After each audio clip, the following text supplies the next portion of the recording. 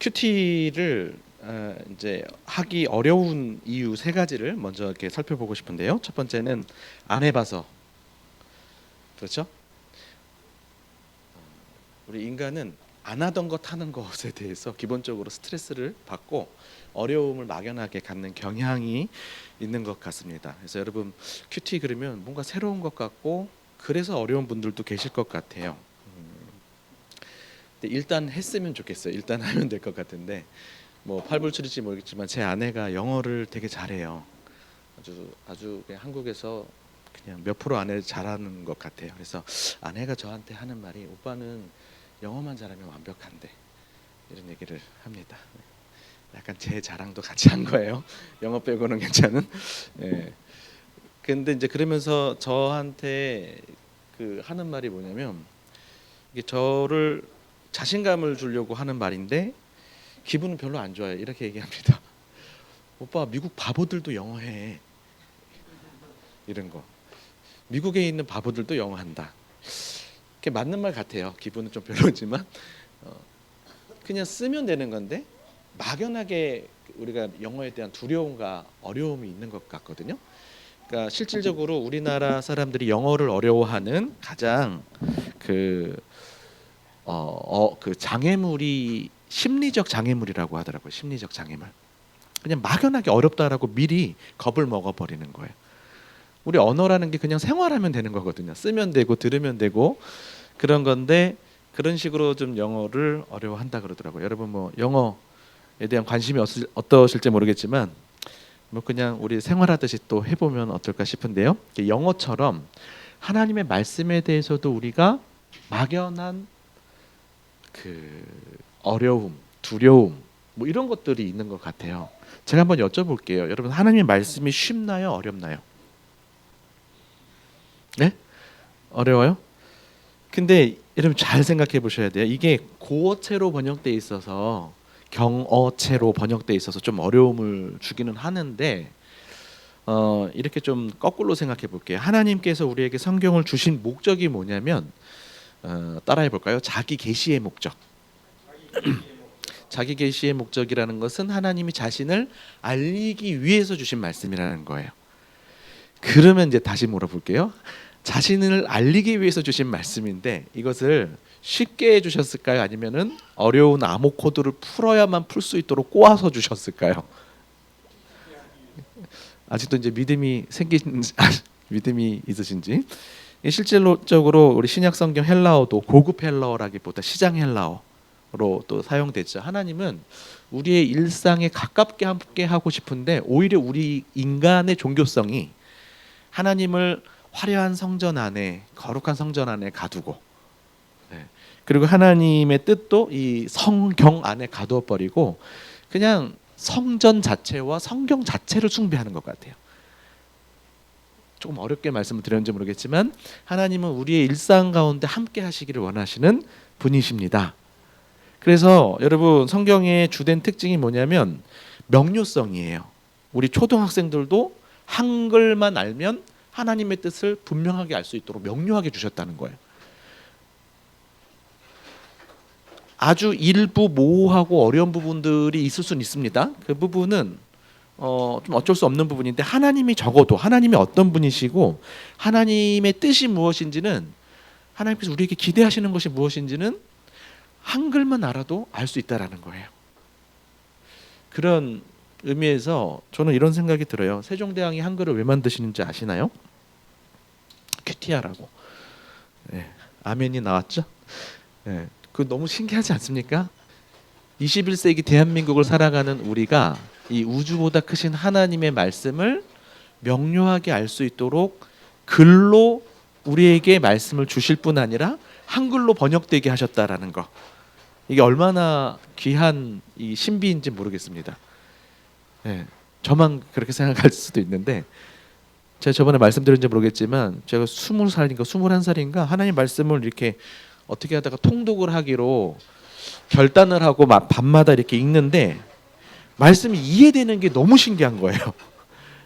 제가 그냥 말씀을 이해 못한다고 생각을 했었던 것 같아요. 근데 말씀이 너무 명료하게 이해가 되는 거예요. 정수리에다가 하나님이 말씀하시는 것 같은 거예요. 무슨 직통계시가 부럽지 않아요. 근데 이건 저만의 경험이 아니거든요. 여러분 모두에게 주시는 하나님의 축복입니다. 읽고 이해하면 되는데 저번에도 제가 말씀드렸듯이 그냥 이해 안 된다고 그냥 단정을 하고 그냥 읽는 것 자체에 목적을 두면서 우리가 읽는 것 같아서 드리는 말입니다. 여러분, 큐티는 쉽습니다. 저번에 제가 성경의 능력에 대한 믿음이 필요하다라고 말씀을 드렸어요. 성경의 무엇뿐 아니라 성경의 능력에 대한 믿음을 말씀드렸잖아요. 오늘은 여러분께 먼저 드리고 싶은 믿음, 성경은 쉽다라는 믿음을 여러분들 좀 받아들여 주셨으면 좋겠습니다. 아멘이십니까? 네. 그러므로 큐티도 쉬운 거예요. 여러분 큐티를요, 너무 잘하려고 하지 않기를 먼저 말씀을 드리고 싶어요. 너무 잘하려고 하는 거가 오히려 방해가 되는 것 같아요. 큐티는 그냥 하냐 안 하냐가 중요한 것 같고요. 또 즐겁게 하냐가 잘하는 것 같아요. 네, 그래서 이거는 방법은 여러 가지 면에서 여러분들이 좀 생각해 볼 수 있는데 너무 높은 기준을 딱 세워놓고 너무 힘써서 잘하려고 하면 금방 지쳐버려요. 네. 그래서 여러분 하나님의 말씀 큐티를 할 때, 그러니까 여러분 이렇게 적어도 그냥 밑줄 치는 큐티만이라도 하셨으면 좋겠어요. 뭐 이렇게 쓰기가 어렵고 뭐 복잡하고 그러신 분들은 그냥 오늘 말씀을 읽으면서 마음에 와닿는 걸 밑줄 치고. 그러니까 여러분 매일 성경을 보시면 오른쪽 페이지가 이렇게 본문이 있고요, 왼쪽 페이지에 해설이 있거든요. 왼쪽이 해설이라 그래서 왼쪽부터 읽는 게 아니에요. 오른쪽을 먼저 이렇게 본문을 보면서 밑줄을 긋고 그 다음에 왼쪽에 있는 해설글을 읽으면서 거기서 마음에 와닿는 걸 밑줄 긋고 요 정도만이라도 하시면 이제 하다 보면 또 계속 쌓이게 되고 더 잘하고 싶어지고 이러면서 그렇게 될 수 있으니까 여러분 밑줄 치는 큐티 정도는 할 수 있지 않을까요? 예, 뭐 그렇게 하면 뭐 5분 정도밖에 안 걸릴 것 같은데요. 여러분 별것 아닌 것 같지만 믿음은 들음에서 난다 그러는데 우리가 자꾸 세상 소리만 많이 듣다 보니까 하나님보다 돈에 대한 믿음이 더 커지고 그렇지 않습니까? 하나님 없이는 살 수 있어도 돈 없이는 살 수 없다라는 그 믿음을 깨고 사는 게 우리 신앙인들에게 요구되는 진짜 믿음인 것 같거든요. 근데 그러려면 계속 들어야 돼요. 우리가 얼마나 충분하고 깊고 뭐 풍성하게 묵상하느냐 이전에 너무 우리가 노출이 안 돼 있다는 거죠. 주일 예배 말씀 외에는. 그래서 일단은 매일 아침 하나님 앞에 나아가는 시간 속에서 밑줄만이라도 그으셔라. 그 상황 속에서 저는 여러분들이 하나님께서 여러분 말씀을 읽으려고 하는 그 마음, 하나님 앞에 나오는 그 마음 받아주시고 여러분들의 삶 속에서 말씀으로 역사하실 줄로 믿습니다. 성령은 진리의 영이셔요. 그래서 진리 위에서 역사하시는데 우리가 하나님이 일할 공간을 못 내어드려요. 말씀의 통로가 없어서. 네. 그런 말씀을 좀 드립니다. 그 다음에 왜 해야 하는지 몰라서 하기 싫은 것 하는 것만큼이나 어려운 것 없죠. 여러분 근데 지지난주에 말씀 듣고 좀 큐티를 하고 싶어지셨는지 좀 여쭤보고 싶어요. 하나님의 대한 지식으로 머물지 않고 실질적으로 하나님을 아는, 그래서 더 큰 인생을 살고 싶어하는 마음이 생기셨습니까? 예, 그러면은 이제 넘어가도 됩니다. 방법의 부재, 왜 아니죠. 어떻게 해야 되는지를 몰라서이죠. 큐티가 뭐 특별한 이렇게 배워야 되는가 이런 의문이 들 수도 있어요. 자기만의 방식으로 묵상을 그냥 할 수 있는 게 맞는 말이거든요. 그래서 저는 기본적으로 여러분들이 평소에 묵상을 어떻게 해오셨는지 모르겠지만 모든 묵상 방법을 다 존중합니다. 혹시 뭐 자기는 이런 식으로 큐티한다라고 한번 소개해주고 싶으신 분 계시나요? 한 분만? 잘난 척이라 생각하지 마시고 서로를 돕기 위해서. 나는 큐티할 때 이렇게, 혹시 형제님 큐티 해보신 적이? 네. 어떤 식으로 하시나요?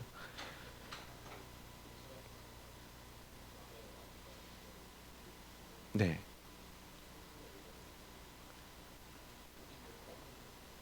느낀 점 정도. 이렇게 그러면 얼마 정도 걸려요? 큐티 하시면 하루하루? 15분 정도. 네, 우리 박수로. 예. 감사합니다. 그렇게 하니까 좀 뭐 도움이 되셔요? 어렵거나 뭐 특별하게 어렵지 않고 좀 이렇게 매일 좀 하시는 편이신가요? 네.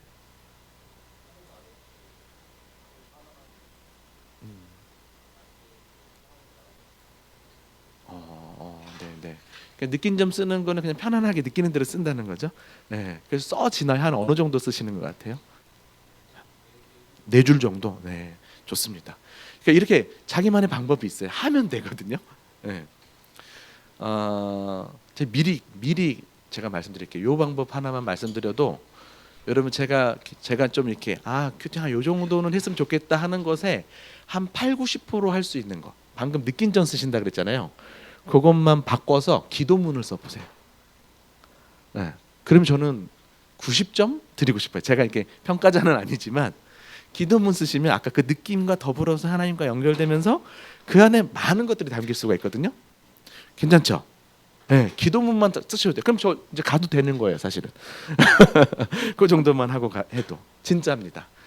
제가 다음에 또 언제 올지 모르겠지만 제가 다음에 오기 전까지 여러분 최소는 아니고 최소는 밑줄치기. 근데 조금 더 욕심을 둔다. 그러면 기도문 쓰는 거. 그렇게만 해보세요. 또 다를 거예요. 또 다를 거예요. 자, 그 정도 하면 제가 이제 뭐 90%를 다 알려줬다고 생각하는데,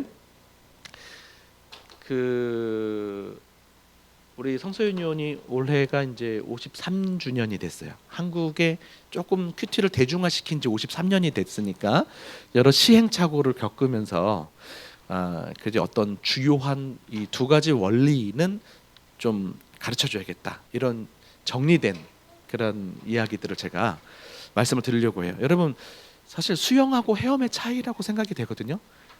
네, 헤엄 다칠 수 있잖아요, 누구나. 네.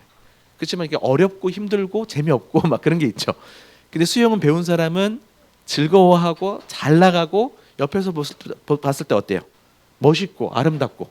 근데 저처럼 수영을 일주일 배우다가 만 사람은 옆에서 보면 어때요? 짠합니다. 그래서 사람들 앞에서는 수영 못하고 사람들 안 볼 때 개구리 수영 이렇게 하실 줄 알아요? 수영? 하슬이랑 예슬인? 수영 배워봤어요? 수영 무서워요? 할머니한테 배웠어? 그러니까 이런 정도인 것 같아요. 그래서 제가 오늘은 여러분들에게 기본형을 가르쳐 드릴 거예요. 그러면 이제 여러분들이 거기서 덜고 뭐 더하고 하면서 여러분들만의 그 자유형을 만들어 가시면 된다. 그렇게 좀 말씀을 드리고 싶습니다. 최고의 방법이 있어요. 이것부터 좀 강조하고 싶은데, 나눔 모임이 있으면 여러분 큐티는 성장하게 돼 있습니다. 이거는 제가 그냥 플러스 옵션처럼 드리는 말씀이 아니에요. 제가 진짜 간곡한 말씀으로 간절한 마음으로 이게 강요하고 싶은 그런 부분인데요. 제가 많은 교회를 다녀봤지 않겠습니까? 그리고 여러 번 부르는 교회도 있고. 근데 죄송한 말씀이지만 제가 그런 걸 판단할 사람은 아니지만 느껴지는 큐티 온도 차가 어디서 느껴지냐면 묵상 나눔 모임이 있느냐 없느냐에 따라서 그냥 너무 많은 차이가 느껴져요. 그러니까 묵상 나눔이 없는 곳은 매번 동기부여를 해달라고 불러요. 네. 달라요. 뭐 불러주시면 저야 감사한데 이게 그냥 매일 성경으로 뭐 그냥 새벽 예배를 활용하는 정도로 하고 이게 묵상 나눔이 없다 보니까 그냥 고 강의 시간, 고 말씀 시간에는 집중력이 있고 하지만 금방 시들어버려요. 그러니까 매년 새롭게 동기부여를 해야 되는 거예요. 근데 죽이 되든 밥이 되든 나눔 모임이 있는 곳은 달라요. 더 궁금증이 생기고 큐티에 대한 긍정적인 경험들이 쌓이니까 계속 동기부여가 되는 거예요. 여러분 큐티를 잘하려면 꾸준히 해야겠죠. 근데 사실 꾸준히 하는 게 어려워요. 작심삼일이 되기 쉽습니다. 그러다 보니까 이제 언어 유희를 사용해서 3일 작심하십시오 이런 얘기를 많이 하죠. 3일마다 작심하면 좀 되지 않을까. 근데 그것도 참 쉽지가 않습니다. 우리 죄성이 있어서 그런지 우리가 기본적으로 게으르지 않습니까? 이게 잘 안 된단 말이에요. 근데 나눔 모임을 하면 일주일에 하루는 하게 돼요. 적어도. 그게 되게 큰 거예요. 왜 오래 쉬었다가 다시 하기는 힘들거든요. 그 실패감과 패배감에 계속 젖어들어서 못해요. 그런데 일주일에 하루 하면 며칠 쉬는 겁니까? 6일 쉬는 것까지는 커버가 되는 것 같아요. 직간접적으로 경험한 것에 의하면 그냥 그 한 하루라도 하게 되면 거기서 그날 말씀을 또 이제 나눔한다 그러면 약간 평소보다는 신경 써서 큐티를 하게 되거든요. 약간 위선적으로라도. 근데 그러면서 말씀의 맛을 먼저 경험하고 또 나눔을 통하여서 서로의 나눔을 통해서 이 말씀을 어마어마하게 풍성하게 경험하게 되는 거예요. 그게 이제 가장 좋은 방법 같다. 그래서 나눔 모임이 꼭 여기 있죠. 굳이 이렇게까지 제가 강조 안 했어도 됐네요. 생각해 보니까 오후에 또 잘 나누신다고 들었는데 나눔 모임을 통하여서 또 상향 평준화가 일어나요. 상향 평준화. 서로를 통해서 배우게 돼요. 적용은 저렇게 하는 거구나. 이건 좀 이렇게도 또 생각해 볼 수 있구나 하면서 서로를 통해서 배울 수 있기 때문에 나눔 모임을 저는 이 강의 제가 오늘 하는 강의보다 더 소중하게 생각해요. 그래서 또 우리 목사님이 이런 큐티 나눔에 대해서 또 마음 관심이 많이 있으셔서 아마 계속 여러분들을 이렇게 도우셔서 좀 할 것 같은데 잘 협력해 주셔서 그 모임은 리더 한 명이 이끌어가는 모임이다 생각하지 마시고 모두가 리더다라는 마음을 가지고 한번 같이 또 제가 기회 되면 나눔 모임을 어떻게 해야 될 건지도 한번 와서 좀 가이드 해드리도록 하겠습니다. 예. 성경 묵상 순서를 먼저 그냥 한번 생각해 볼게요. 그냥 하셔도 되지만 순서를 하나 이렇게 외워두시면 그래도 어떤 그 틀이 도움이 될 수 있어서 자 준비를 하죠. 준비를 하고 이게 뭘 준비해야 될까요? 매일 성경하고 펜하고 그다음에 시간과 장소 정하는 게 필요하겠죠. 자 이런 부분들은 좀 오늘 쉽게 그냥 넘어가고 오늘 제가 여러분들께는 묵상과 적용에 대해서 오늘 좀 핵심적으로 얘기하려고 그래요. 그러나 이제 준비하고 나서 이제 기도하고 그다음에 이제 묵상의 3단계라고 할 수 있는데요. 읽기, 묵상하기, 적용하기. 그러니까 읽는 것은 목적이 내용을 이해하는 거예요. 성급하게 바로 나한테 적용하려고 하는 것보다 일단은 내용을 잘 이해하고 그 다음에 적용을 하는 거다라고 생각하시면 좋을 것 같아요. 내용을 이해하고 그다음에 하나님의 말씀을 깨닫고 이걸 내 삶에 연결하는 거. 여기 이제 읽기, 묵상하기, 적용하기. 그다음에 기도로 마치고 큐티 책을 이제 덮고 삶으로 나아가서 나눔도 할 수 있으면 좋겠다. 그래서 7단계인데요. 한번 외워볼까요? 이게 외워지는지 한번 볼게요. 준비 다음에 네네 기도 다음에 성경 읽기 다음에 묵상하기 다음에 적용하기 다음에 기도하기 다음에 삶과 나눔. 서로를 위해서 박수 쳐볼까요? 네. 우리 머리를 위해서도 박수를 쳐주세요. 너무 오랜만에 고생했죠? 제가 군대에서 작전병을 했었는데 우리 작전 장교님께서 제가 별명이 사오정이었어요. 못 알아듣는다고. 그러면서 머리는 모자 다이로 쓰고 다니냐 이렇게 굉장히 고급 유머인데 모자 다이로 쓰고 다니냐고 머리를.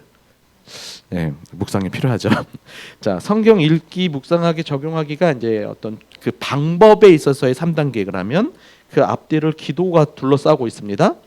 그리고 기도로 둘러싸 있는 것으로 끝이지 않고 그 앞에 준비와 삶이 있다라는 것은 뭐냐면 큐티가 어떤 일회적인 종교 행위로 끝나는 게 아니라는 것을 암시해요.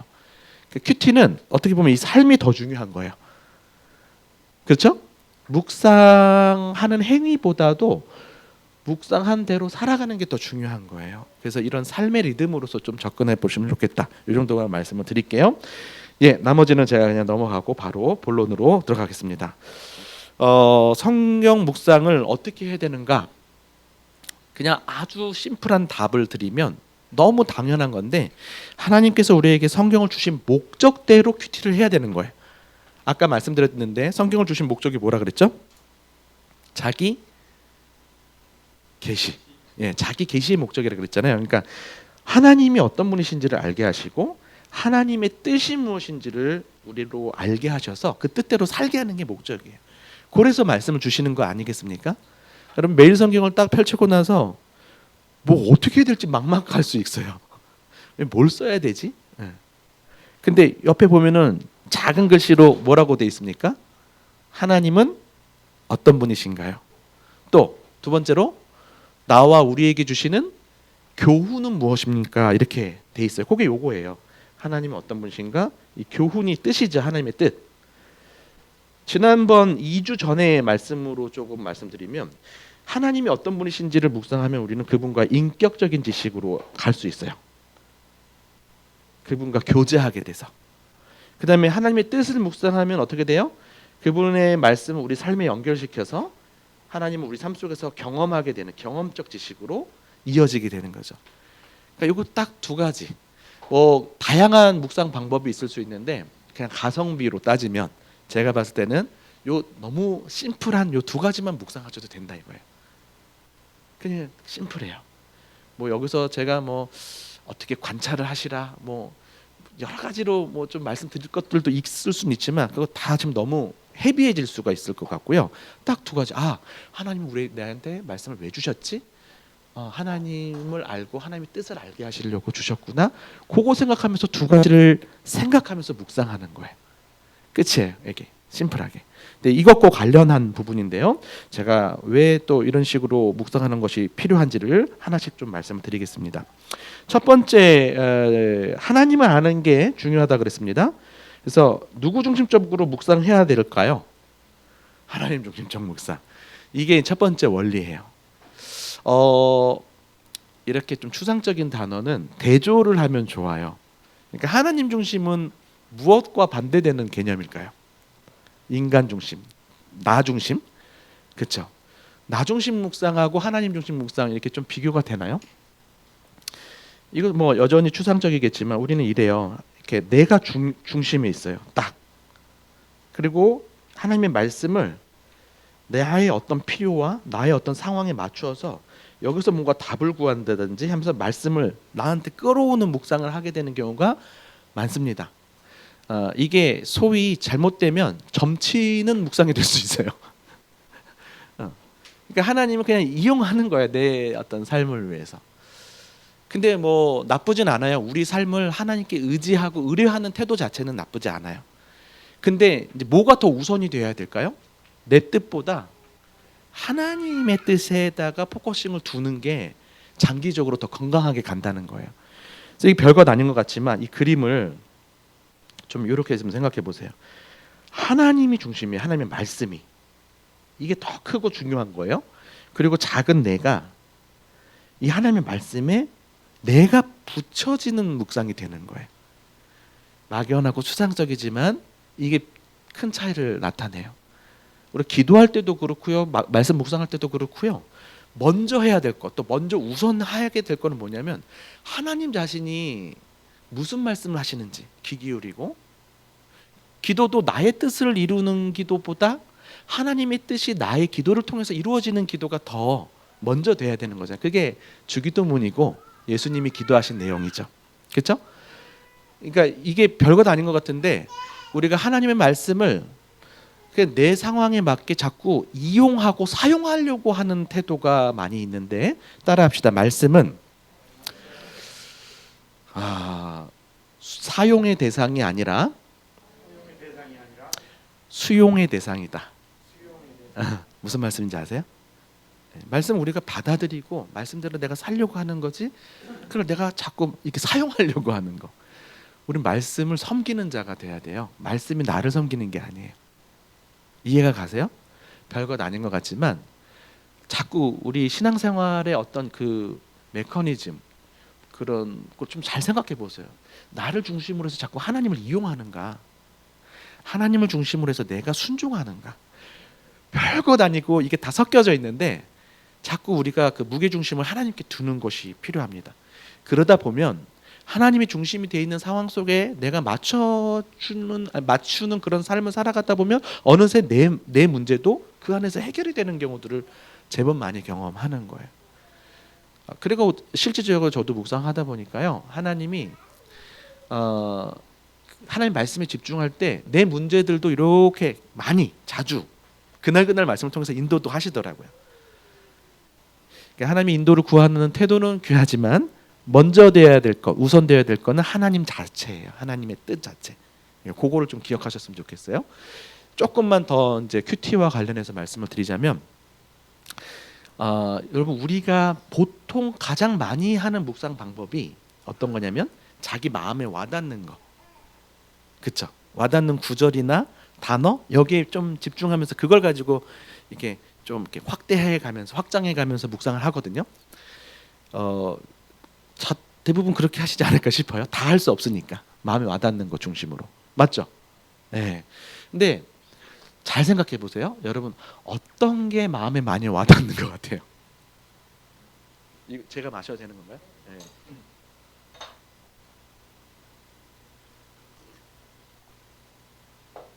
어떤 게 또 눈에 들어오고 마음에 와닿나요? 어떤 말씀들이? 자기 상황에 맞는 그런 부분들이 더 가게 돼 있겠죠. 무슨 말씀을 드리려고 하는지 여러분 이제 감을 잡으셨을 것 같은데 하나님께서 우리에게 말씀을 주신 목적은 1차적으로는 하나님을 알게 하시려고 하는 거란 말이죠. 근데 우리가 큐티를 하면서도 자꾸 하나님을 무의식 가운데 놓치게 되는 거예요.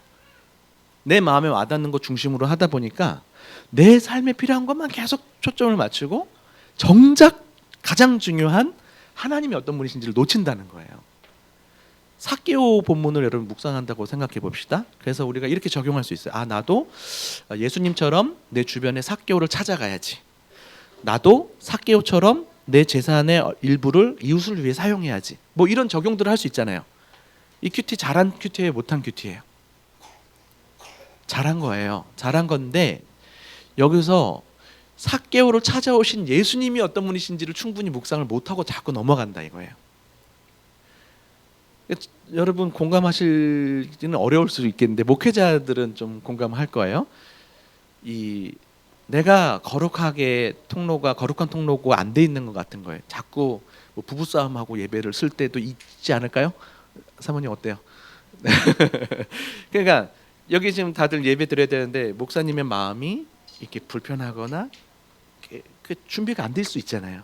그러니까 남들 찬양할 때 막 뜨겁게 기도하면서 하나님 저를 정결하게 하시고 거룩한 통로가 되게 해달라 그러고 해결되지 않은 어떤 죄책감의 문제에 빠져가지고 막 그러고 저도 막 기도하는 거예요. 남들 찬양할 때.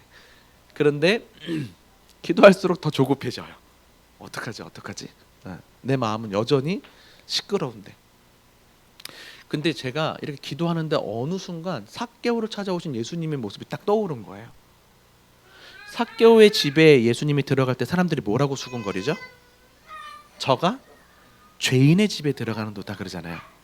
거룩하신 하나님이 어떻게 죄와 함께 할 수 있을까? 우리 그런 생각들 많이 하지 않습니까? 여러분 우리는 다 사실은 답을 알고 있어요. 예수님이 의인을 부르러 온 것이 아니라 죄인을 부르러 왔다는 걸 알고 있음에도 불구하고 실제 우리 삶 속에서는 이게 내가 어떤 죄의 문제 속에 있을 때 하나님 앞에 나아가는데 아담처럼 숨어버리는 거예요 자꾸. 근데 오히려 그런 우리를 찾아오시는 분이 주님이라는 거죠. 이게 우리가 성경 지식으로 알고 있는 거랑 다른 것 같아요. 제가 그런 기도하다가 그게 딱 떠오르면서 기도가 탁 바뀌는 거예요. 하나님 저 죄인 맞고요. 저 부족한데 저를 찾아와 주세요. 그리고 오늘 말씀을 전할 이 회중들, 청중들 속에서도 예배할 준비가 되어 있지 않은 많은 영혼들, 여러 가지 피로감이나 상처나 어려움이나 죄책감이나 이런 걸로 인하여서 하나님께 집중하지 못하는 영혼들을 주님 더 찾아가 주세요. 기도가 이렇게 바뀌는 거예요. 공감이 조금 되셔요? 이런 목회자의 심정? 감사합니다. 그러다 보니까 이게 이제 저한테는 삭개오로 찾아오신 예수님이 너무 중요하거든요. 근데 이렇게 어디 가서 실습을 시켜보거나 하면 다들 그거라 빼먹는 거예요. 삭개오를 찾아오신 예수님이 어떤 분인지 충분히 집중해드리지 못하고 넘어가는 거예요. 자꾸. 무슨 얘기하는지 아마 여러분 다 이제 이쯤 정리가 됐을 것 같아요. 여러분 오히려 우리가 적용을 다 못해도 괜찮아요.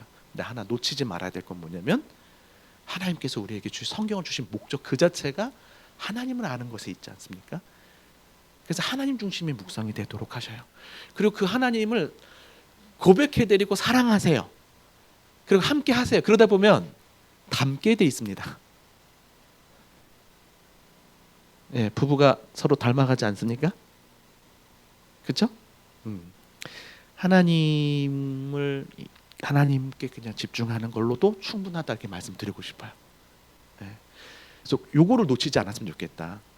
여전히 지금 여러 큐티 책들 이렇게 수십 가지 종류가 돼요. 한국에 있는 큐티 책들이. 그래도 많은 경우 요즘에는 그래도 첫 번째 질문으로 하나님이 어떤 분이신지를 이렇게 그 묵상하도록 안내를 하는 것 같습니다. 그게 참 다행이라고 생각돼요. 네. 별것 아닌 것 같지만 이거 중요합니다. 이거 놓치지 마세요. 근데 경우에 따라서 본문이 하나님이 어떤 분이신지를 잘 안 나타내 줄 때도 있어요. 그럼 넘어가면 되는 거거든요. 그러니까 뭐든지 너무 강박으로 하지 마시라. 막 억지로 쥐어짜듯이 하지 마시라. 자연스럽게 하되 우리가 하나님을 자꾸 무의식 가운데 놓칠 수 있기 때문에 의식적으로 질문하라는 거예요. 하나님이 어떤 분이신가. 요즘에 이제 아가서 묵상을 하니까 여러분 조금 어려울 수는 있어요. 아가서라는 책 자체가 인간의 사랑을 노래한 것이냐 하나님과의 사랑을 노래한 것인가 여러 가지 좀 어려운 부분이 있어서 저는 이제 이런 입장이긴 해요. 일단 인간의 사랑으로 보고 거기에 나타난 사랑의 속성을 유추해 보면서 하나님과 나와의 관계를 점검해 보는 식으로 하면 어떨까, 이제 그런 정도의 마음인데, 뭐가 됐든지 간에 그래서 이제 아가서에서는 하나님이 안 나타나거든요. 나중에 여호와의 불이라는 단어로 한 번 딱 등장하는 정도. 그렇지만 오늘 말씀을 보면서도 한번 생각해 보는 거예요. 이걸 통해서 하나님이 어떤 분이신지를 생각해 볼 수는 있겠죠. 지금 아가서는 좀 어렵지만 그래도 하나님이 먼저다. 요 정도. 너무 뻔한 얘기를 제가 드리는 걸지 모르겠지만 되게 중요한 부분이에요. 네, 두 번째. 하나님의 뜻을 이렇게 알아서 그 뜻대로 사는 것. 제가 답을 먼저 좀 드릴게요. 이건 하나님 중심적 묵상, 밑에는 연결을 추구하는 묵상이라고 먼저 답을 좀 드리고 싶습니다. 우리가 오늘 읽었던 말씀이에요. 백성이 내게 이르되 내가 행하는 이 일이 우리와 무슨 상관이 있는지 말하라. 그럼 이 말씀이 어떤 맥락 속에서 주어졌냐면 성경에서 정말 이해 안 되는 몇 가지 중에 한 장면이에요. 하나님께서 선지자의 아내를 죽이십니다. 그리고 선지자로 하여금 아내의 죽음에 대해서 슬퍼하지 말라라는 아주 이상한 말씀을 주셔요. 네, 하나님 어떻게 그러실 수 있지? 그것도 이런 묵상의 거리가 될 수는 있겠지만 그걸 제가 다 다루기에는 좀 시간이 부족할 것 같고, 메시지는 이거였어요. 앞으로 이스라엘이 멸망할 건데 그 멸망에 비하면 아내의 죽음은 아무것도 아니다. 그리고 이 이스라엘의 멸망은 죄로 인하여서 그 반역해서 죽는 그런 슬퍼할 가치가 없는 죽음이라는 것을 암시하기 위해서 선지자의 그런 삶을 통해서 메시지를 주시는 거예요. 좀 두렵죠. 근데 이런 경우는 아주 예외적이니까 여러분 너무 불안해하지 마시고, 근데 그때 이제 사람들이 와서 물어보는 거예요. 이 일이 우리와 무슨 상관이 있는지 말해달라라는 거예요. 여러분, 하나님께서 선지자들을 보내주셨는데 처음에, 근데 그 선지자들의 말씀이 하나님의 말씀이겠죠. 근데 그게 거부가 되다 보니까 하나님께서 행위예술 선지자를 보내셔요. 행위예술 선지자를 왜 보내셨냐면 하도 안 들으니까 주의를 주목하게 하는 거예요. 이상 행동을 막 하는 거예요. 이쪽으로 누웠다가 저쪽으로 누웠다가 머리카락도 잘랐다가 태웠다가 막, 그 대표적인 선지자가 에스겔이거든요. 근데 에스겔의 이러한 이상 행동들도 약발이 다 떨어지는 거예요. 그러다 보니까 마지막에 이렇게 이 장면까지 온 거예요. 이 수많은 역사의 그 하나님 말씀을 거부하는 그 역사의 마지막 쪽에 이제 이 말씀이 있었던 거거든요. 그러니까 우리가 이걸 통하여서 역으로 추론해 보는 거죠. 하나님이 왜 에스겔의 아내를 죽으셨을까? 이전에 하나님께서 왜 행위예술 선지자를 보내셨을까? 아니 그 이전에 왜 하나님께서 선지자를 보내셨을까? 아니 그 이전에 왜 하나님께서 말씀을 주셨을까? 왜 여기까지 갔어야만 했는가? 답이 여기 나온 거예요. 말씀이 나와 무슨 상관이 있는지, 우리와 무슨 상관이 있는지 연결을 못 시키는 거예요. 여러분 잘 아시다시피 이스라엘 백성들은 하나님의 말씀을 외우다시피 했어요. 지식으로는 많이 알았다니까요. 근데 뭘 못했어요? 이게 나와 무슨 상관이 있는지 자꾸 연결을 못하는 거예요. 그냥 아는 것으로 만족해버리고, 성경 공부 퀴즈 대회를 하면 100점 다 맞아. 근데 정말 그 말씀하고 나와의 어떤 관련성을 못 맺는 이 부분을 두고 이렇게 말씀하신 거죠. 어, 그 큐티를 오래 한 분들을 이렇게 많이 만나게 되는데요. 한 8, 90%는 너무너무 감탄하면서 말씀을 하세요. 막 자랑해요. 목사님, 제가 30년 전에 큐티를 처음 접하고 나서 저의 신앙이 완전히 달라졌습니다. 되게 자랑해요. 뭐 큐티 안 한다고 구원 못 받거나 이런 건 아니겠지만 큐티를 하고 나서 완전히 신앙생활이 아주 입체적이고 충만해졌다, 이런 고백들을 이제 많이 하는데, 아주 일부 소수의 사람들은 이런 고백을 해요. 목사님, 제가 오랫동안 큐티를 했는데 지금은 큐티 하기가 싫어요. 왜 그럴까요? 큐티해도 변하지 않는 내 모습, 순종하지 않는 내 모습을 자꾸 보니까 자꾸 큐티하면 혼나는 것 같아요. 잔소리 듣고. 그래서 그냥 하기가 싫다는 거예요. 제가 그 이제 여쭤보죠. 권사님, 이 두 가지를 점검해 보는 거예요. 혹시 권사님 너무 율법주의식으로만 큐티하고 계시지는 않나요? 하나님이 어떤 분이신지를 좀 충분히 묵상하시나요? 하나님의 복음이 얼마나 위대한지, 권사님의 부족함에도 불구하고 권사님을 사랑하는 그 하나님의 사랑을 좀 많이, 이렇게, 이게 사람의 성향에 따라서 그럴 수 있어요. 완벽주의적인 성향이 있어서 종교적으로 완벽하고 싶다 보니까 본문이 은혜의 말씀 90%, 어떤 권면의 말씀이 10%면 그 은혜에는 별로 집중을 안 하고 나한테 부족한 것에 너무 집중하는 거예요. 그러니까 자기 자신을 자꾸 괴롭히는 묵상, 자학적인 묵상으로 가게 되는 경우가 있어요. 그게 성향의 문제일 수도 있고 어떤 공동체 문화일 수도 있고, 그런데 그래서 하나님을 좀 충분히 묵상하십시오. 이렇게 좀 하나를 점검해드리고, 또 한 가지는 이거예요. 그냥 형식적으로 그냥 묵상을 하는 거예요. 그래서 나름 적용한다고는 하지만 막연한 적용으로 그냥 마치는 거예요, 자꾸. 그리고 제가 그랬는데요. 말씀을 깨닫는 즐거움이 너무 커서 거기서 그냥 그치는 거예요. 지적 유희에 그치는 묵상. 이런 큐티하다 보면 그런 즐거움 많습니다. 이런 말씀도 있었어? 와, 이게 이런 말씀이네? 깨닫는데 거기서 만족을 다 해버리는 거예요. 이게 내 삶에 어떤 연관성을 맺는지를 더 들어가지 못하고 거기서 그치니까 뭔가 하면서 지식도 늘어가고 막 하는데 이게 실질적으로 말씀대로 사는 그 삶으로 이어지지 못하는 거. 조금 더 구체적인 좀 적용들을 해가고 할 수 있도록 하는 거, 이게 중요해요. 제가 너무 여러분들한테 지금 천천히 말씀을 막 한 것 같아요. 벌써 이제 40분을 했네요. 네, 괜찮습니다. 제가 12시, 제가 1시 반에 이쪽 남대문 쪽 또 가가지고 강의를 해야 돼가지고 머리를 또 생각하고 있습니다. 근데 지금 이 정도가 좀 도움이 되고 계셔요? 네.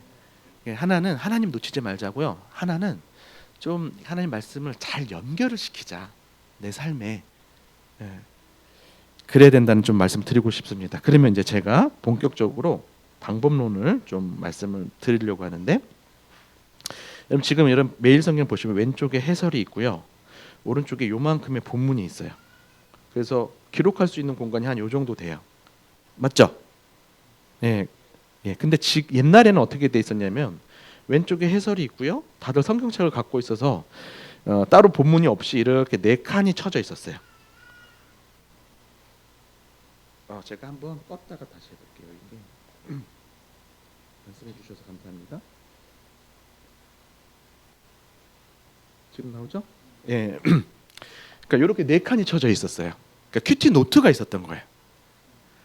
여러분, 근데 이거에 대한 향수가 있으신 분들이 대한민국에 300명이나 되세요. 그래서 지금 300권은 요렇게 계속 발간이 또 돼요. 예. 이걸 하셔도 되는데, 여러분 이거 하고 싶으세요? 아니면 이거 하고 싶으세요? 이게 나은 것 같아요? 왜요? 기록한 공간이 좀 작아서? 이건 제가 여러분 일부러 웃기려고 하는 거고, 본문에다가 좀 밑줄 치고 그런 게 좀 좋잖아요. 성경책에다가는 한계가 있으니까. 그래서 저도 요거 정도면 괜찮다 싶고요. 조금 더 하고 싶다 그러면 이제 포스트잇 같은 거 준비하셨다가 이렇게 좀 덧붙여도 되고. 근데 어떤 분들은 아예 요 정도로 큐티책 사이즈로 아예 그 뭐라 그럴까 프린트를 해가지고 여기다 기록해서 또 거기다 테이핑을 하시더라고요.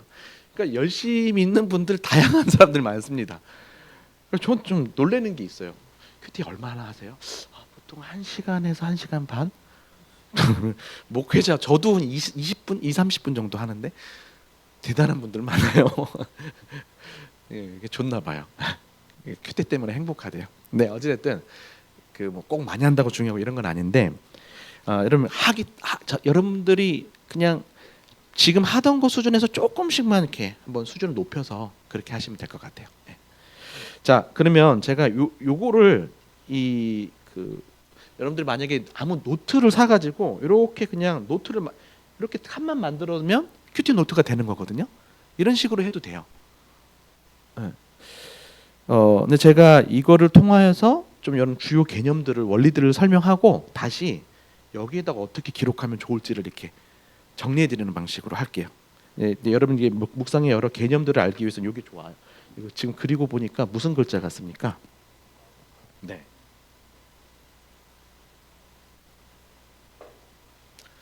시간이 없어서 많은 강조를 못 하겠는데요. 그 큐티는 어명을 듣는 시간이에요. 이게 이제 저도 선교단체 간사도 하고 이러면서 성경 연구도 몇 시간씩 시키고 그러면서 이제 아이들한테 학생들한테 이렇게 큐티는 좀 이렇게 부담을 최대한 덜게 했어요. 사랑하는 그분과 오솔길을 걷는 거야. 그런 식으로.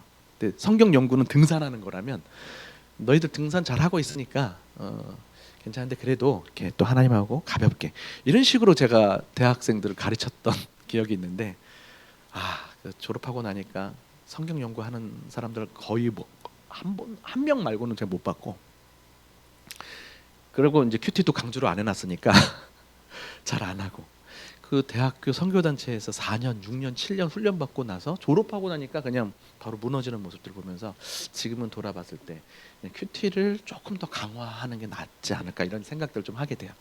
근데 어명 앞에 그러니까 여러분 큐티하는 방법은 쉬워도 자세는 좀 무거웠으면 좋겠어요. 여러분 어명을 들을 때는 이런 태도죠. 주님 말씀하옵소서. 주께서 무슨 말씀을 하시든지 주의 종이 듣겠습니다. 요게 백성의 태도예요. 신하의 태도. 근데 여러분 큐티 하실 때 한번 생각해 보세요. 어떤 태도인지. 말 표현은 안 해도 아마 이런 거 아닙니까? 주님 말씀해 보시죠. 제가 한번 들어보고 판단하겠습니다. 왕의 어명을 듣는 시간이 아니고 뭔가 거래하는 그런 시간이 되고 있지는 않은지. 근데 여러분 우리가 천국은 죽어서만 가는 곳 아니잖아요. 하나님의 통치를 받는 거잖아요. 그래서 하나님의 통치, 그러니까 대한민국에도 국법이 있듯이 하나님 나라에도 법이 있어요. 뭘까요? 이거죠. 하나님 말씀. 그러니까 이 법에 우리가 순종하는 게 왕의 통치를 받는 거예요. 그러면 내 내면으로부터 시작해서 우리의 관계와 삶 속에 하나님 나라가 임하는 거죠. 여러분 아침마다 우리 선배들은 이런 얘기를 했어요. 매일 아침 큐티를 통하여서 천국 문을 연다 이런 표현을 했어요. 너무 멋있어요. 더 강조하고 싶은데요. 진짜로 이후의 모든 스킬적인 부분들도 뭐 필요할 수는 있는데 저는 큐티의 시작은 여기서 시작되는 거라고 생각해요. 엎드림으로 시작하는 거. 엎드리지 않으면 다 튕겨 나가요. 그냥 지식으로만 쌓이고. 이제 곧 여러분 시편 119편을 또 묵상하게 될 건데 하나님은 순종을 원하는 자에게 깨달음을 주셔요. 당연한 말이에요. 길을 알려달라고 막 말씀하는데 듣지 않을 거면 굳이 왜 가르쳐 주시겠습니까? 하나님께서. 우리가 그냥 지적인 호기심 때문에 자꾸 뭘 하나님께 깨닫게 해달라고 이거 다른 그런 관계가 아니죠. 왜 이렇게 얘기가 잘 되죠? 많은 걸 얘기하고 싶어지는지 모르겠어요. 굉장히 빌드업을 되게 촘촘히 해가는 느낌이 드는데 어찌됐든 이거 너무 중요해요. 하나님의 말씀 다바르, 히브리어 다바르는 여러분 잘 아시다시피 사건이라는 뜻도 있고 말이라는 뜻이 있어요. 근데 참 재밌게도 하나님의 말씀은 항상 들리면 사건으로 일어나지 않나요? 그렇죠? 예. 죽은 나사로 혹은 나인성의 과부의 아들 죽었어요. 시체가 됐고 3일이나 넘어갔어요. 청력도 없는데 예수님이 나사로야 일어나라 하면 일어나야 되는 거예요. 이게 사건이에요. 말씀 사건. 요나서를 보시면 물고기도 하나님 말씀하시면 삼켜라 뱉어라 그러면 그냥 해야 되는 거예요. 근데 여러분 말씀 사건이 정말 일어나고 있는가? 내 삶 속에서 말씀이 들려지고 말씀을 묵상하고 설교 듣고 통독하고 말씀을 계속 만나는데 과연 나한테 사건이 일어나는가? 여러분 만약에 그렇지 않다면 유일한 이유는 우리가 피조물의 위치로 내려가지 않아서 그래요. 모든 피조물은 하나님의 말씀이 사건으로 반응하게 돼 있거든요. 창세기를 보시면 하나님께서 말씀하실 때 어떤 일이 일어났나요? 흑암에서 빛이 생겼고 공허함, 혼돈이죠. 아니죠. 공허함은 아무것도 없는 거죠. 공허한 세상이 충만해졌죠. 그 다음에 혼돈, 무질서한 세상이 질서가 생기잖아요. 그래서 첫째 날, 둘째 날, 셋째 날의 배경 안에다가 질서롭게 충만케 하시죠. 첫째 날 배경 위에 넷째 날이 들어가고 둘째 날 아시죠? 그런 식으로 말씀은 어둡고 무질서하고 공허한 우리 가운데 충만함과 규모와 밝음을 허락해 주는 거예요. 이게 묵상할 때 우리 가운데 경험되어지는 사건이거든요. 혹시 그런 사건을 경험하고 있는가 잘 돌아보세요. 그렇지 않다면 우리가 좀 말씀을 너무 가볍게 여기진 않았는가, 그래서 기대도 없이 그냥 하고 있진 않은가 돌아보면서 말씀 앞에 엎드리는 거. 주여 무슨 말씀을 하시든지 주의 종이 듣겠나이다. 이렇게 시작하는 거. 이게 제일 어려워요. 그런데 사실은 저는 그렇게 기도 못해요. 내가 불순종할 걸 알기 때문에. 그래서 이제 기도를 이 정도로 좀 바꿔서 타협합니다. 주님 어떤 말씀을 하시든지 주의 종이 들을 수 있도록 도와주세요. 근데 놀랍게 이 기도 통해서 하나님 역사하시더라고요. 하나님 인격적이셔서 그런지 우리의 마음을 너무 많이 존중해 주셔요. 때로는 감사하기도 하고 때로는 그게 싫어요. 그냥 강권적으로 내 마음마저 다 바꿔주시면 좋겠는데 안 되잖아요. 근데 내 마음을 이렇게 내어드릴 때, 뭐 예화를 들면 너무 길어질 것 같고 누군가를 용서하지 못하는데 자꾸 용서하라는 거예요. 말씀에서. 그럼 저는 어떻게 얘기해요? 용서하기 싫어요. 두 번째, 용서할 수 없어요. 세 번째, 쟤네 용서하면 안 돼요. 이렇게 간단 말이죠. 왜 이렇게 잘 들어? 근데 말씀을 이렇게 계속 그런 말씀을 주실 때 씨름하는 거죠. 하나님 앞에. 그러다가 이제 한 3일째 되던 날 제가 백기투항을 하죠. 하나님 정말 용서하고 싶지 않지만 용서할 수 있도록 도와달라고 이렇게 기도하는데, 제가 여러 가지 기적 체험이 많은 사람인데 아직도 잊을 수 없는 그런 경험을 갖고 있어요. 로봇가 된 것처럼 마음이 바뀌더라고요. 그래서 축복의 마음이 생겨서, 조금만 더 얘기하면 제가 여자친구를 아는 선배한테 뺏겼었거든요. 그래서 한 명 한 명 만나서 축복해주고 둘이서 결혼해서 베트남 가서 잘 살고 있습니다. 어쨌든 진짜 힘들었던 때가 있었어요. 근데 어찌됐든 그 하나님 너무 놀라우세요. 창조주시잖아요. 근데 우리의 마음을 너무 존중하세요. 그래서 우리가 우리 마음을 하나님께 들여놓을 때, 그래서 여러분 큐티하다 보면 약간 이게 과정이 있어요. 솔직하게 하셔요. 막 안 되는데 억지로 막 그렇게 못 해요, 그렇죠? 그러면 이제 큐티 책에 그냥 편안하게 아까 기도문 쓴다 그러면 하나님 이래야 되는데 이러기 싫어요, 그냥 쓰는 거예요.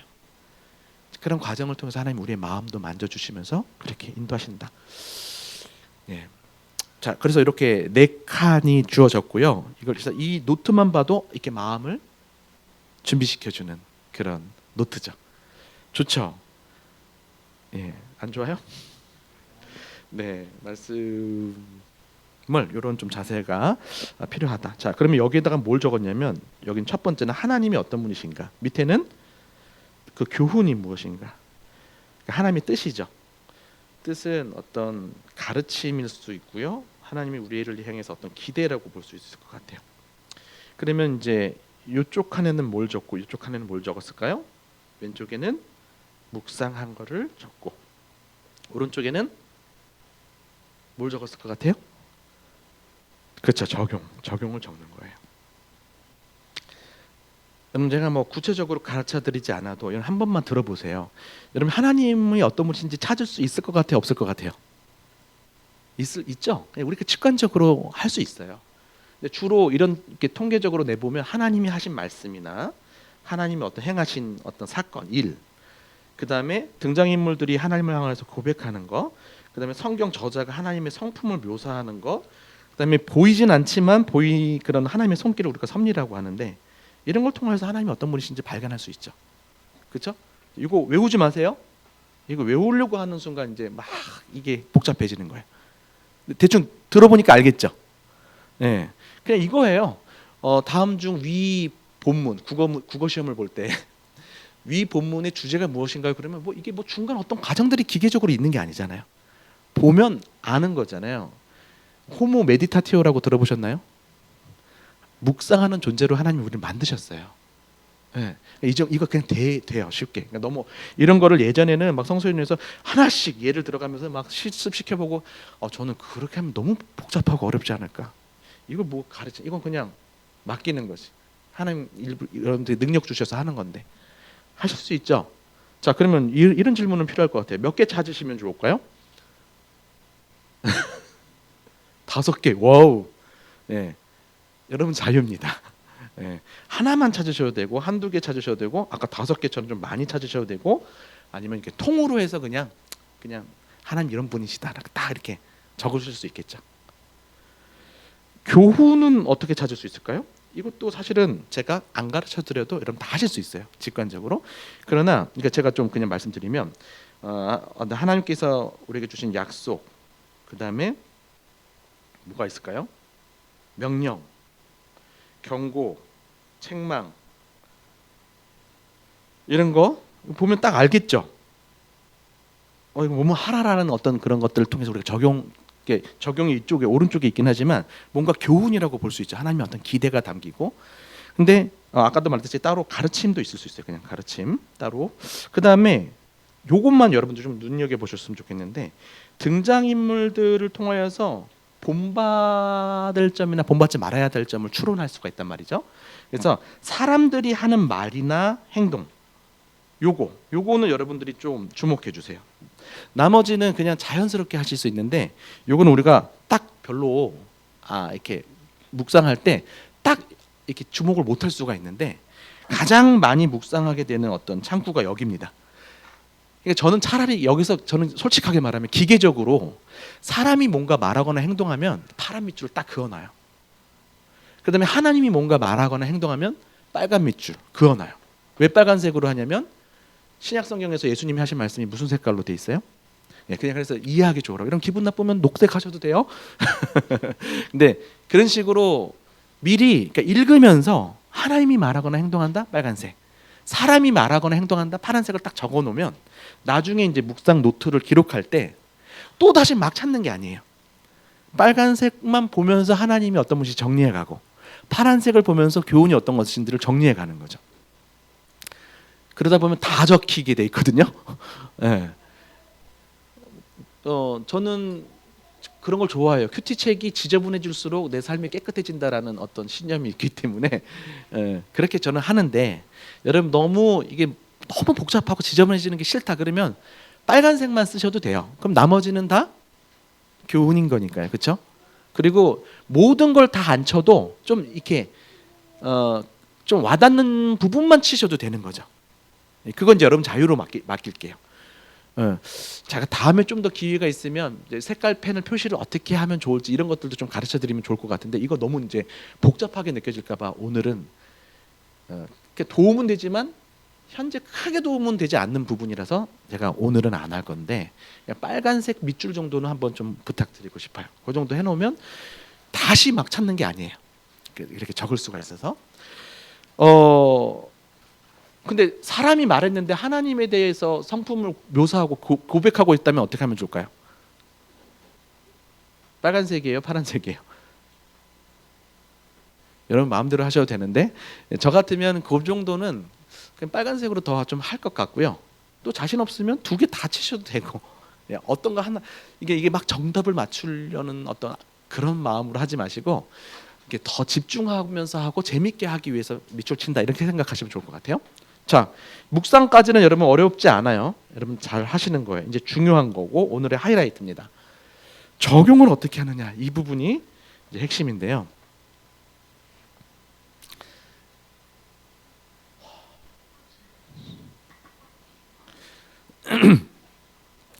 제가 그 뒷교회에다가 되게 막 아무튼 그런데 다른 시간이 없어가지고 어쩔 수 없이 1시 반에 하기로 됐는데 죄송합니다. 그래도 제가 막 더 이미 지금 1시간 정도 하고 있는데 한 1시간 반은 해드려야 제 마음이 이렇게 막 시원해요.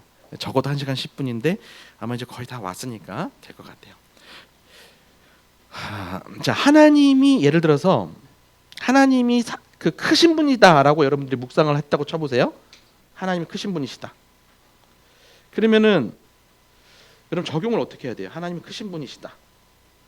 적용을 해보세요.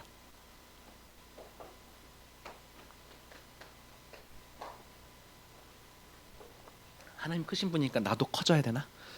아니면 하나님 크시니까 난 작아져야 되나? 뭘 적용하겠어요?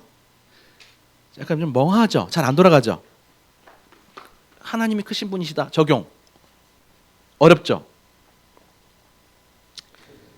여러분 우리가 적용에 대한 고정관념이 좀 있어서 그래요. 적용하면 떠오르는 키워드 뭐가 있나요? 실천, 또 삶, 또 뭐 순종 다 비슷해요. 적용하면 우리가 이런 어떤 그 개념을 갖고 있으니까 하나님이 크시다 그러니까 이거 어떻게 적용해야 되지 이러고 있는 거예요. 뭐가 걸리고 막힌 거예요. 여러분 여기서 제일 중요한 건데요. 적용에 대한 개념을 여러분 어떻게 이해하느냐에 따라서 이제 큐티하는 게 굉장히 또 풍성해질 수 있는데요. 적용은 영어로 하면 어플리케이션이에요. 많이 들어본 단어인가요? 어디서? 핸드폰에 있는 앱. 그게 적용이에요. 와.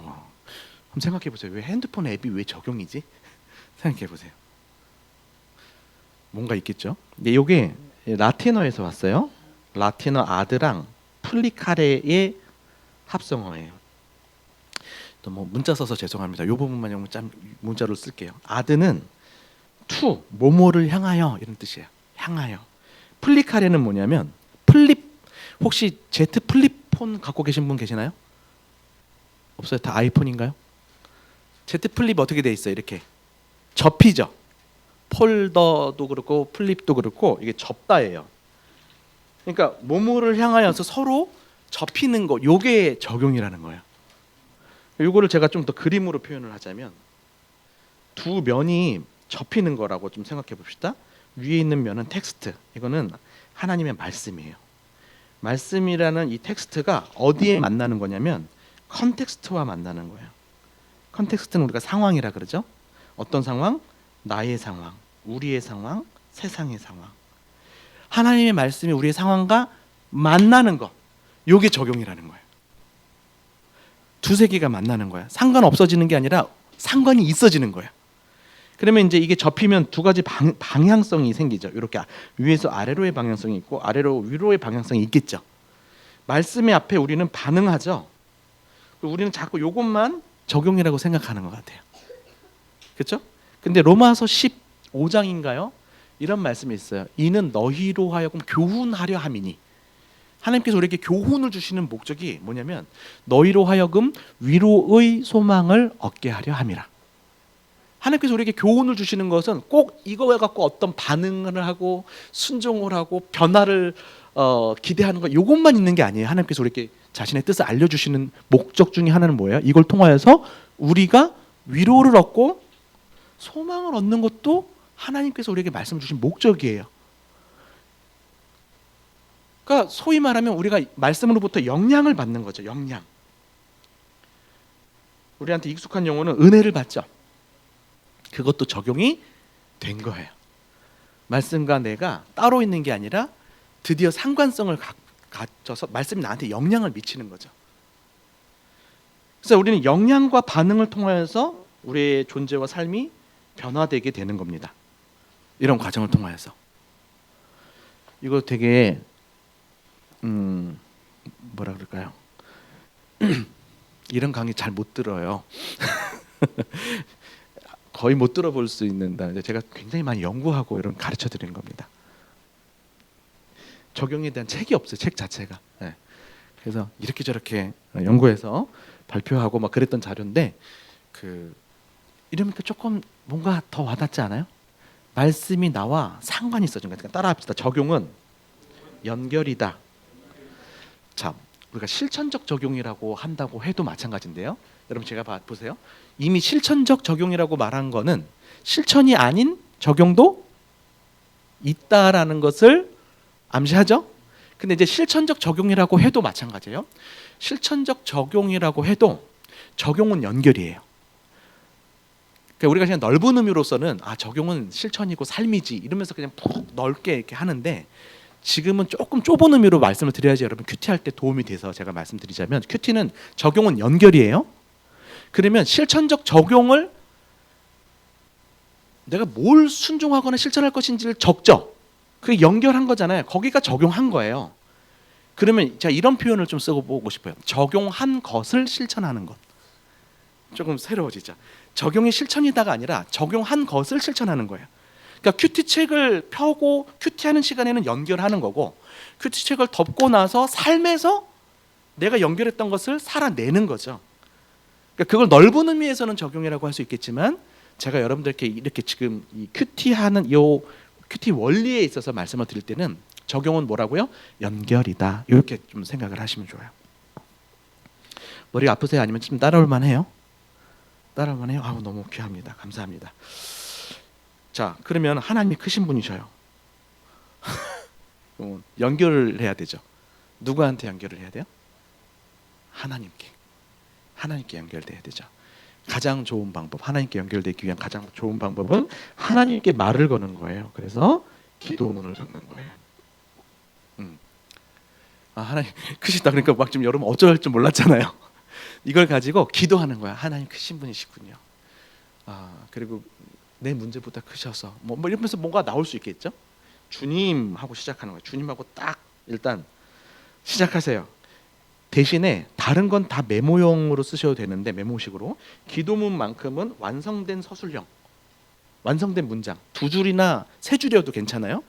주님 해갖고 뭐뭐 합니다로 예수님 이름으로 이것까지 안 하셔도 돼요. 근데 2줄이나 3줄이나 정확한 완성된 문장으로 딱 하게끔 하는 거. 요거는 제가 여러분들께 꼭 언급해드리고 싶어요. 아까도 좀 말씀을 드렸는데 큐티를 할 때와 안 할 때도 다르지만 큐티 하면서 이 비포 앤 애프터가 달라지는 되게 중요한 전환점이 기도문 쓰는 거예요. 한번 안 쓰셨던 분들은 기도문으로 한번 써보세요. 그러면 달라질 거예요. 뭔가 건조하지 않고 내가 하나님께 더 가까워지는 느낌. 명확 꼭 구체적인 어떤 그런 건 아닐지라도 뭔가 하나님에 계속 하나님께 연결되어서 살아가는 그런 어떤 부분이 돼서 기도문을 쓰세요. 근데 기도문도 뭘 써야 될지 모르겠다. 그럴 때는 이제 중간 다리를 놓을 수가 있어요. 내가 뭘 기도할지.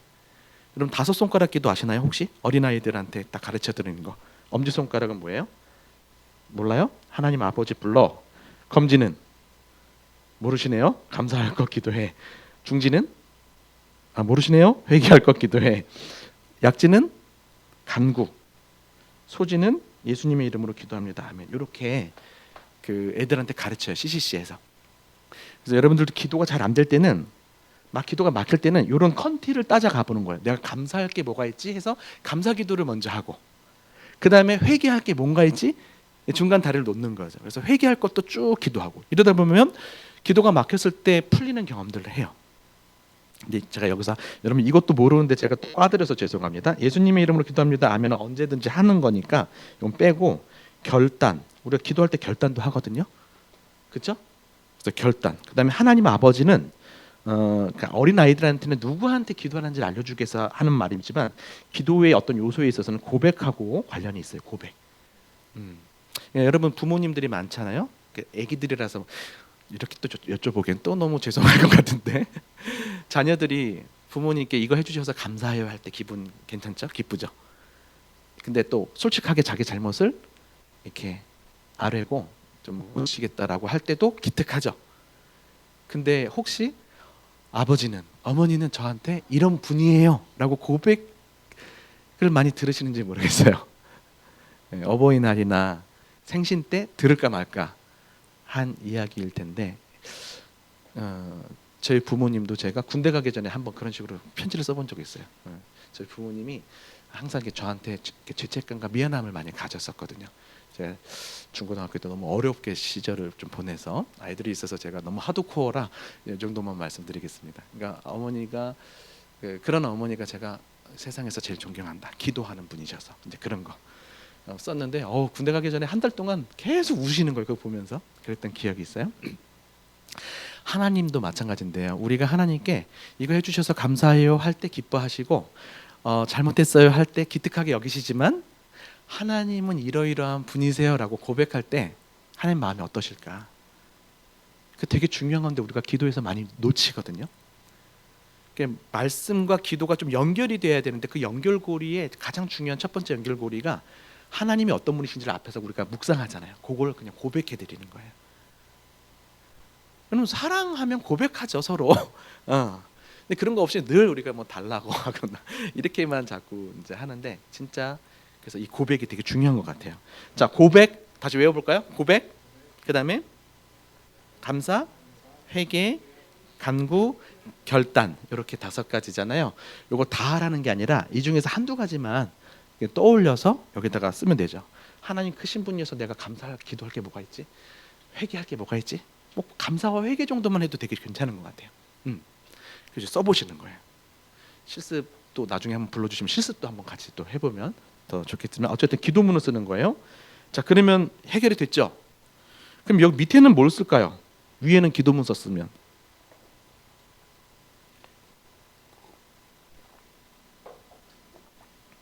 실천문? 이제 여러분 안 넘어오셨네. 마찬가지죠. 아까 제가 연결이라 그랬잖아요.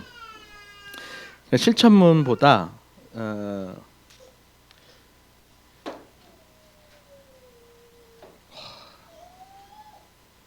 가봅시다. 주여. 왜 더 잘해드리고 싶어서 제가 막 빨리 못 끝내서 저만 이러고 있는지 여러분 빨리 끝내라 그러실 수 있는데 성서인연에서는 여러분 너무 이렇게 사람들이 적용에 대한 강박 때문에 빠질까봐 오래전부터 어떤 말씀을 드렸냐면 우리는 내적인 적용도 있습니다. 외적 적용이 있고 우리 아까 디모데후서 3장 17절 그러니까 16절은 아시죠? 모든 성경은 하나님의 감동으로 쭉 하고 17절은 뭐예요? 이는 하나님의 사람으로 온전하게 하고 모든 선한 일을 행할 능력을 갖추게 하려 함이라. 이게 그 성경이 우리와 만날 때 일어나는 역사거든요. 그러니까 여기는 존재의 변화라고 볼 수 있고요. 내적인 적용이라고 할 수 있어요. 밑에는 삶의 변화라고 할 수 있을 것 같아요. 그리고 이게 이제 외적인 변화. 영어로 하면 좀 더 익숙할까요? 빙의 변화, 두잉의 변화. 여러분 묵상하다 보면 꼭 어떤 실천적인 적용 말고도 우리 가운데 우리에게 어떤 그 내면이 새로워지는 거 있죠. 가치관이 바뀌고 그 심리 상태와 어떤 삶의 자세가 바뀌는 거, 이것도 적용인 거죠. 그럼 내적인 적용이 더 중요해요? 외적인 적용이 중요해요? 정치적으로 답변하지 마시고 농담입니다. 둘 다 중요한데요. 사실은 내적인 적용이 더 중요해요. 여러분들이 그런 뭐라 그럴까요? 하루에 2가지씩 실천적 적용을 했어요. 그러면 일주일 동안 몇 개가 바뀌어요? 14가지. 근데 어떤 사람은 큐티하면서 실천적 적용을 하나도 못했어. 근데 한 주 동안 복음을 경험하면서 사람이 달라졌어요. 그럼 몇 가지가 바뀌어지는 거예요?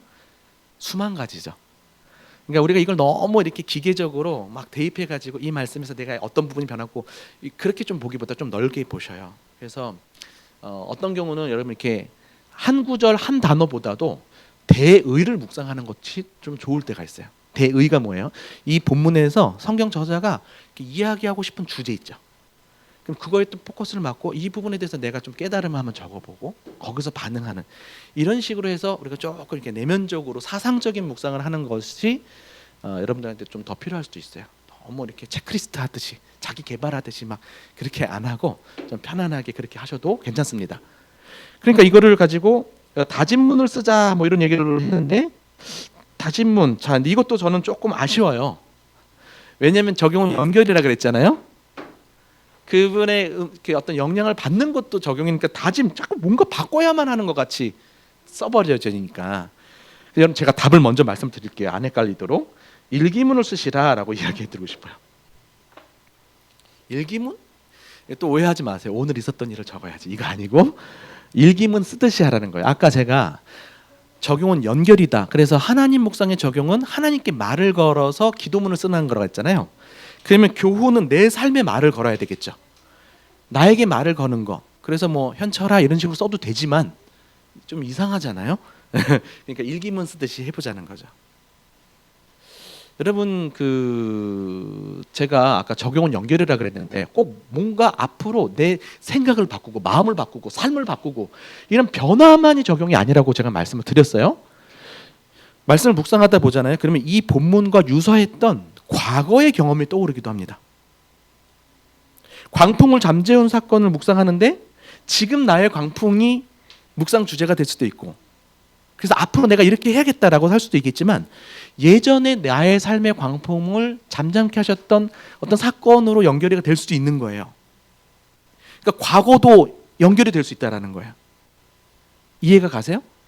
그러면 내 과거가 말씀 앞에서 다시 재해석되기도 하고, 그리고 새삼 다시 한번 감사가 일으켜지기도 하고, 그러니까 이게 연결이 일단 적용이고요. 그러니까 여러분 나눔 모임에서도 뭘 실천한 것만 얘기하는 게 아니라 이 말씀과 연관됐던 나의 삶의 이야기를 나누는 것도 적용 나눔인 거예요.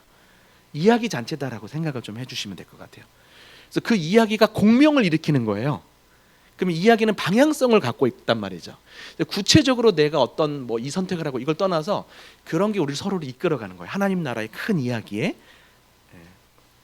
자, 여러분 조금만 힘내주시고 제가 이제 한 5분, 10분 안으로 딱 마칠게요.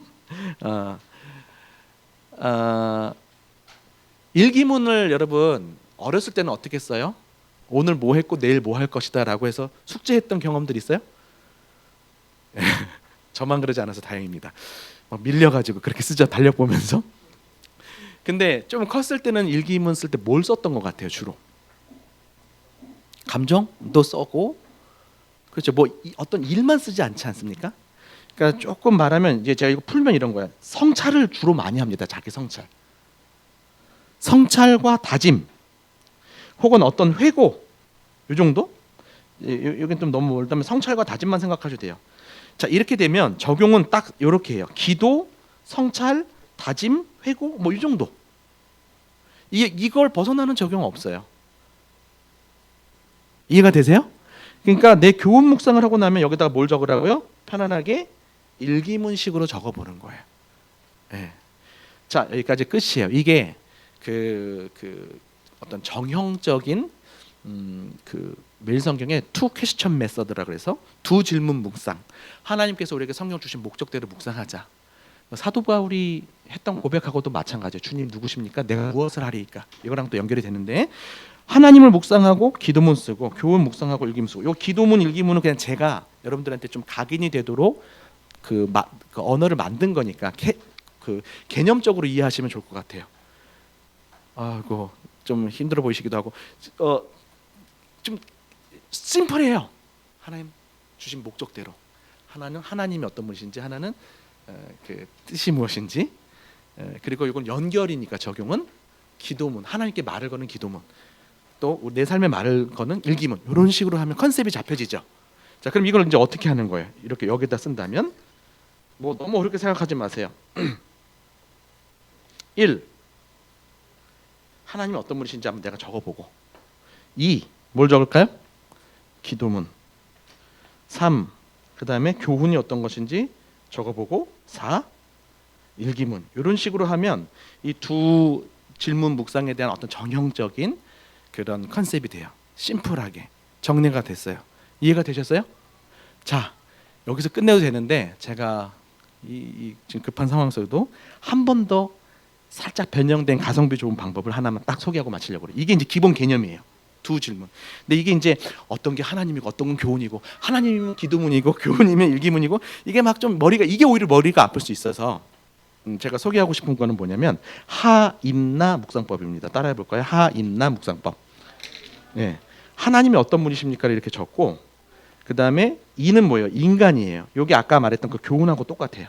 하나님이 우리 일반적으로 사람들한테 기대하시거나 가르쳐 주시고 싶은 뜻 똑같은 거예요.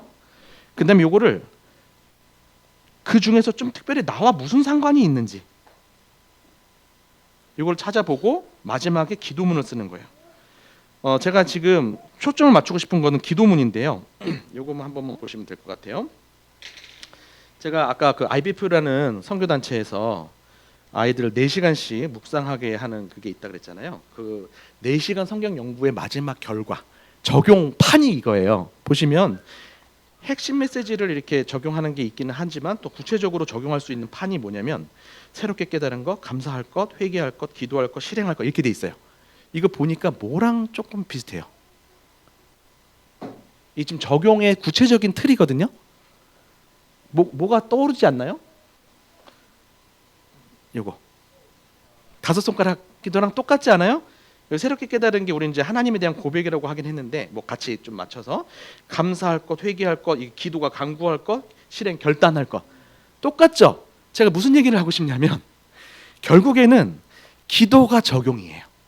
그것은 하나님께 나아가게 하기 때문에 가장 중요한 적용인 동시에 이 기도 안에 있는 5가지 요소가 실질적인 적용의 요소랑 같다라는 거예요. 그러니까 여러분 너무 어려워하지 마시고 기도문만 쓰시면 그 안에 다 들어가게 된다는 거예요. 그래서 뭐 열심히 욕심내서 하자면 다 이런 걸 해서 감사할 거 회개할 거 뭐 다 써도 되겠지만 꼭 그렇게 하지 마시고 편안하게 하다 보면 어떤 날에는 감사 적용을 하고 어떤 날에는 성찰하고 회개하는 적용을 하고 어떤 때는 실천적 적용을 하고 이렇게 되겠죠. 그러니까 기도문을 쓰시면 90점 드린다는 이유가 여기에 있어요. 자, 1단계 밑줄치기, 2단계 저기 뭐죠? 기도문 쓰는 거. 근데 조금 더 제가 여러분 오늘 배운 것까지 활용할 수 있도록 해서 여러분들께 알려드리고 싶은 거는 요 하인나. 그러니까 기도문으로 넘어가기 전에 여기까지가 여러분 묵상한 내용이잖아요. 그럼 여기서 살짝 이게 나와 무슨 상관이 있는지를 좀 관련을 시켜보는 거예요. 요게 나한테는 어떤 의미일까? 요것과 유사한 나의 상황은 어떤 게 있을까? 뭐 이런 식으로 잠깐 비춰준 다음에 기도문을 쓰시면 되는 거예요. 그래서 하인나 기도문. 그러면 이렇게 쓰는 거죠. 여기서 똑같이 1번 하나님 어떤 분, 2번 여기 이제 교훈, 인간, 3번 나와 무슨 상관이 있는가, 4번 기도문 이러면 되는 거예요. 어떤 거 하고 싶으세요? 첫 번째 가르쳐드렸던 거 아니면 지금 가르쳐드렸던 거? 지금 가르쳐드렸던 게 가성비가 좋아요. 저도 요즘에 이렇게 해요. 그래서 보여드리면 조금 더 나을 것 같은데 이 보시면 어떻게 썼는지 볼까요? 여기서도 봐도 되고 이게 지금 20분 한 큐티예요. 여러분 괜히 저걸 좀 이렇게 보셔요. 하나님 저를 많이 찾았네요. 그다음에 교훈, 나, 기도문. 하나님, 교훈, 나, 기도문. 하나님, 교훈, 나, 기도문. 보이셔요? 하나님, 교훈, 나, 기도문이고 요 날은 밤에 와가지고 그날에 있었던 일을 회고해 본 거예요. 오늘 말씀을 어떻게 인도하셨는지 이런 식으로. 이거 보니까 할 수 있겠다 싶어져요? 아니면 막 주눅 들고 그래요? 그런 거 아니죠? 할 수 있겠다고 느껴지죠? 네. 제가 뭐 편안하게 쓴 건데 있는 걸 정리해 본 거고 이런 식으로 해보시면 될 것 같습니다. 자, 하나님 묵상의 목적은 하나님 알기와 그래서 하나님 닮는 거다라고 좀 생각하면서 여러분 말씀을 통하여서 먼저는 하나님께 집중하시고 그다음에 말씀을 가급적 어떤 성경 공부로 그치지 않도록 자기 삶에 연결을 해서 또 살아갈 수 있도록 이렇게 해서 여러분 한 몇 개월 후에 다시 불러줄지 제가 두고 보겠습니다만 한번 이렇게 해보세요. 자기 마음대로 기도문만이라도 써도 되고 하다 보면 이제 조금 더 가려움증이 생길 수 있거든요. 그때 제가 와서 조금 더 적용도 더 구체적으로 또 나눔도 또 관찰도 어떻게 이런 부분들을 조금씩 더 도와가면 좋을 것 같아요. 긴 시간